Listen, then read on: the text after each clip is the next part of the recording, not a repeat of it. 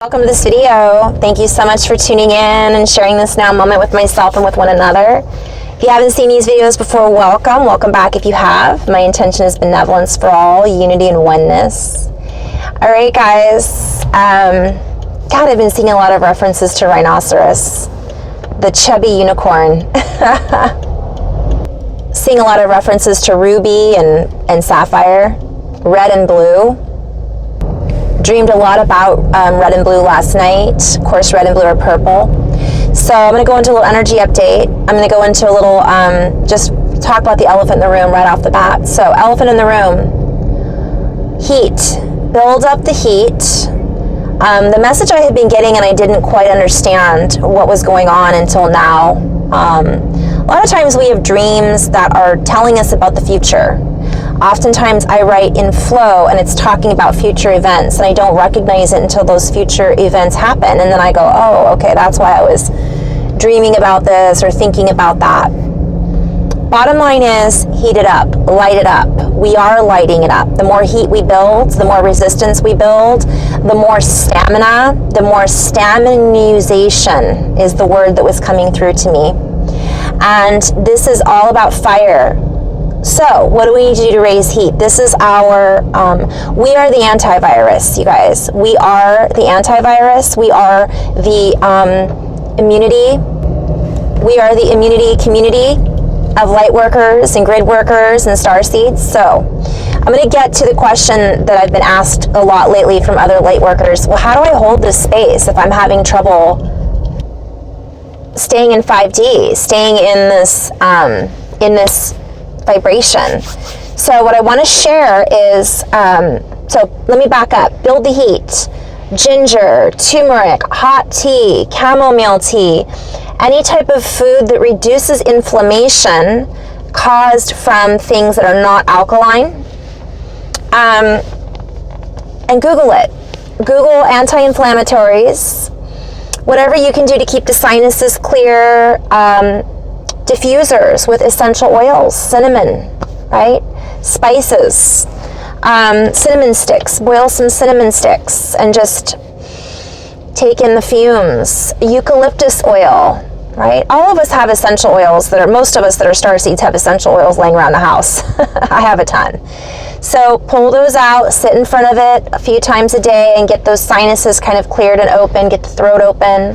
Take a nice hot steam shower, hot Epsom salt baths, get outside and exercise, sweat, get the endorphins up. So I've talked about joy, I've talked about bliss, but the reason I'm talking about the physical right now is so many people are honed in on the physical body because of the virus, the elephant in the room, that a lot of light workers have messaged me saying, I'm really struggling right now keeping in 5D. I'm really struggling keeping out of the density. I'm really trapped in 3D right now. And I want to start, so I started with the physical there. There's your answer. Go do some Kundalini yoga. Do hot yoga. If you're someplace where you're hot, do yoga outside. Get some sun. Get some vitamin D. Liz and I just did a video, Liz Franco. She was talking about gut health. Bacteria and parasites feed fear. Fear feeds bacteria and parasites. Gut health can affect your allergies. Allergies can lower your immunity and your immune system. Do a cleanse. If you're not one of the great toilet paper capers and you're out of toilet paper, you might want to just consider doing some of the oils and the cleansing of the sinuses and doing things, maybe not doing a full-on colon cleanse right now, but that might be a good idea anyways. There's this wonderful thing called a hose. Use some leaves from your trees. And for all you toilet paper capers out there, share the love for Pete's sake. For Pete's sake. And I'm going to get to that in just a moment. So there's the physical. That's your answer.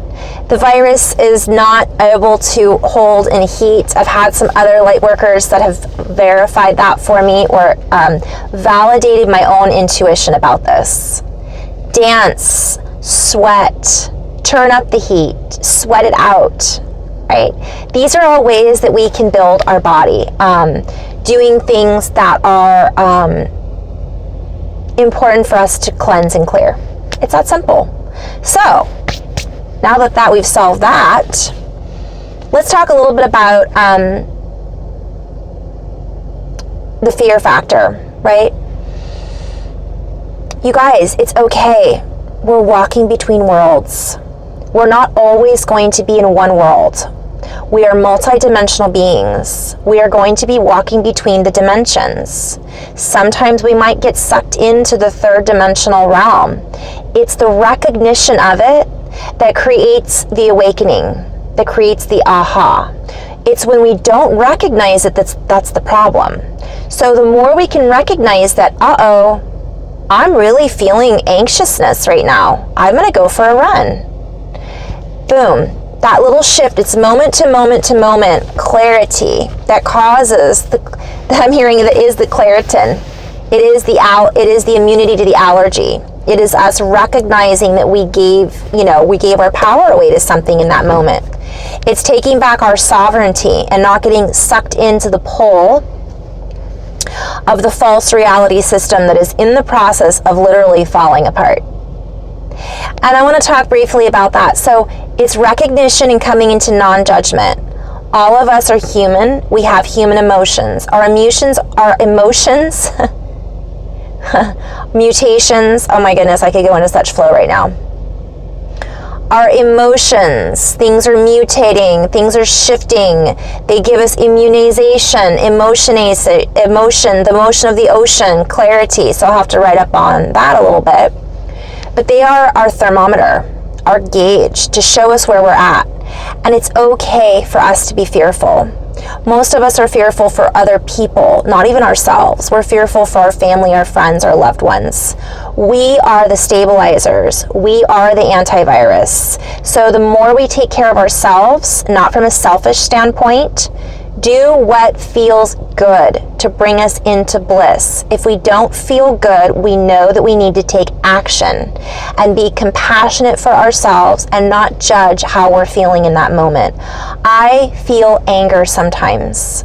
I recognize that I'm in anger. I don't react. I mean, sometimes I do. I'm a human being. And then I have to apologize to myself and to others for reacting.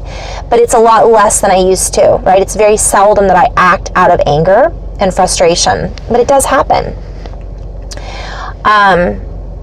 So I recognize it before I react, and then I act from that place of recognition.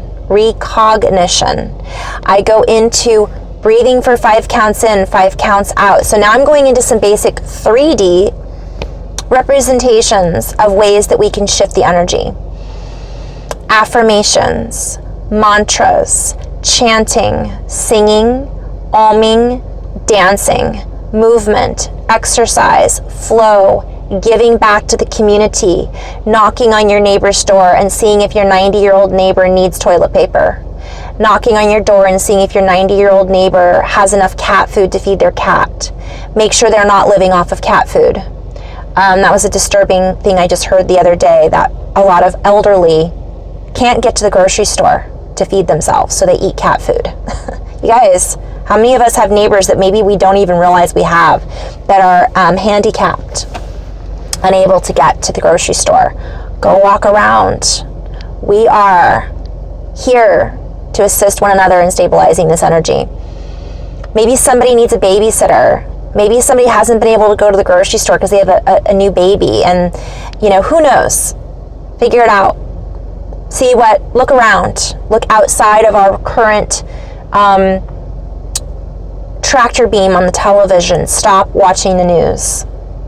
Sure, we might need to know if certain things have been closed or certain flights have been canceled. Beyond that, turn it off. We can look at our phones and just see what the latest report is. We do not have to be glued to our phones. That is an old system, an old paradigm. That is 3D. That's the easiest, surefire way to stay in 3D. Listen to music, make your own music, artwork, color in a coloring book. Breathe in essential oils, pick flowers. Bless the plant that you're picking flowers from and thank it for sharing that love and light with you so that you may smell the beauty of Mother Earth. Take pictures of flowers. Sit under a tree. Hug a tree. Now, one of these things may not be enough to bring your vibration up, but if you do as much as you can and you combine all of those things, cook a beautiful meal with the colors of the rainbow. Meditation, listening to binaural beats. Look up 432 Hertz harmonics. Ground, barefoot with the earth. Love your plants. Put your feet in soil. Visualization. Okay, so those are the quick solutions. Start naming off things that you're grateful for. Start sending prayers to those. Sending prayers in the form of, I love you. Thank you. Ho'oponopono. I love you. I'm sorry. Please forgive me. Thank you.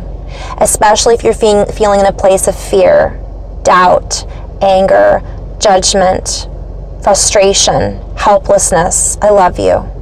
I'm sorry. Please forgive me. Thank you.